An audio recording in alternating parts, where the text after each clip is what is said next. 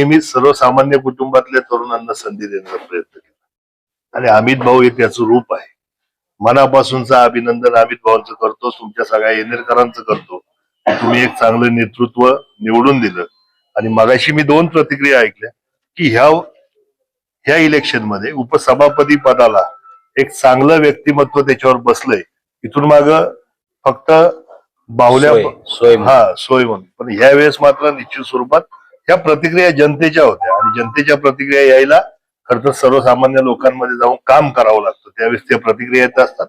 अमित भाऊ, निश्चित स्वरूपात तुमच्याकडून एक चांगलं उजवं काम, भक्कम काम आपल्या ह्या सगळ्या परिसरासाठी, आपल्या जुन्नर तालुक्यासाठी उभं राहावं ही आई मुक्ताईचरणी प्रार्थना करत असताना तुम्ही ज्या ज्या वेळेस सांगाल त्या त्यावेळेस पक्ष संघटना असतील किंवा ही सगळी सहकारी मंडळी असतील तुमच्या मागं भक्कमपणे उभं राहणार हा शब्द तुम्हाला आज इथं देतो.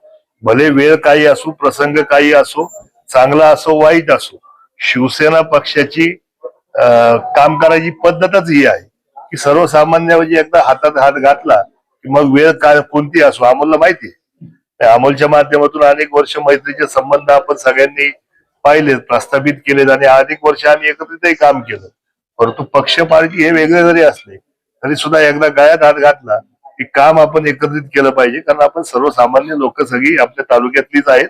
विनंती आपल्या सगळ्यांच्या माध्यमातून ही एवढीच असणार आहे की बघा, का आज इलेक्शन होऊन गेलं, जे झालंय ते झालंय, याला गालबोट लावायचा प्रयत्न करण्याच्या ऐवजी त्याचा उद्या उलटा सत्कार आपण मोठ्या मनाने येऊन करायला पाहिजे होता.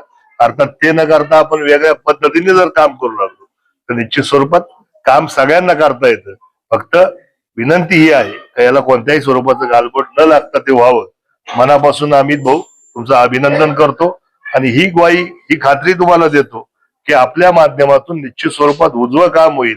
कारण बघा, एखाद्या संघर्षाच्या बाबतीत माणूस एकदा तयार झाला की तो निश्चित स्वरूपात काम चांगलं करत असतो.